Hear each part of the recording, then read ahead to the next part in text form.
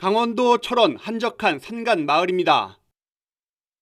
네, 바로 옆에는 시냇물이 흐르고 있고 도로는 차 한 대 정도 다닐 수 있는 그런 평범한 산골 도로입니다. 그런데 외부인 출입 금지라고 써 있죠. 마치 전체가 사유지인 것처럼 보이는데요. 좀 더 들어가 보겠습니다. 길을 따라 올라가자 도로 한가운데 떡하니 나타난 건 맞습니다. 수영장입니다. 주변에 콘크리트까지 쳐놨습니다. 바로 옆 집주인이 도로에 포함된 자기 땅에 설치했습니다. 수영장 옆엔 커다란 컨테이너까지 놓였습니다. 네, 이 컨테이너와 수영장 사이의 간격은 한 1m 정도, 차량은 안 되고 사람은 지나다닐 수 있을 정도입니다. 길이 이 집에서 끝난 건 아닙니다. 위에도 집이 있고 사람이 삽니다. 고추 농사 짓고 깨를 심던 밭도 있습니다. 진입로가 막혀 차가 구할 수 없어 농사는 포기, 잡풀만 잔뜩 올라왔습니다. 윗집 주민은 생필품 보급도 어렵습니다. 보시면 알지만 우리 보라실 기름 다 떨어졌어요. 보일러실에? 기름이 못 올라오지. 차가 막혔습니다. 차가 막혀서? 가스도 지금 달랑달랑하고. 길 전체가 사유지는 아닙니다. 사실 마을 주변 대부분은 국유지입니다. 도로 일부 포함된 사유지를 두고 이웃 간 다툼이 이를 키웠습니다. 차 타고 오가며 시끄럽고 먼지 날린다며 싸우던 일이 반말과 욕설, 삿대질로 커졌고 그래서 홧김에 저지른 내 땅 재산권 행사가 소송까지 이어졌습니다. 나도 열어주고 문만 열고 닫고 다니면 난 열어주려고 마음먹었어요. 우리가 대문 해놨다고 나쁘다고 3대가 빌어먹는다고 온 동네 다니면서 3대가 빌어먹는 소문. 욕은 욕대로 하고. 군청 직원이며 경찰이며 여러 차례 현장에 나왔지만 뾰족한 대책이 없습니다.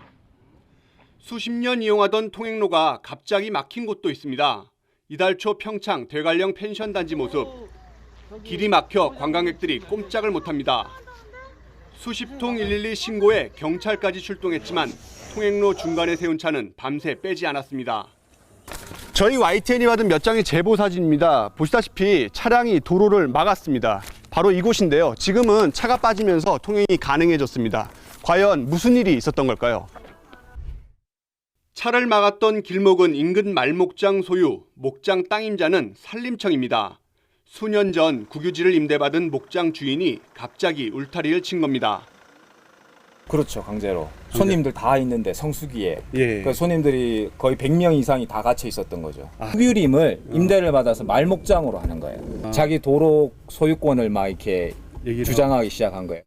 펜션을 나가려는 사람들은 급한 대로 배추밭 옆 비포장 산길을 내려가야 했습니다. 통행로를 막은 이유는 뭘까? 목장주는 일단 길이 아니라고 합니다. 여기는 길이 아니고 목장 내입니다. 네네. 목장 내에 있는 목도 말이 나가지 못하게 울타리를 쳐야 되는 거잖아요. 말에 대한 도난의 우려도 있기 때문에 펜션주들은 목장주와 산림청 간 국유지 임대계약 해지를 요구하고 있습니다.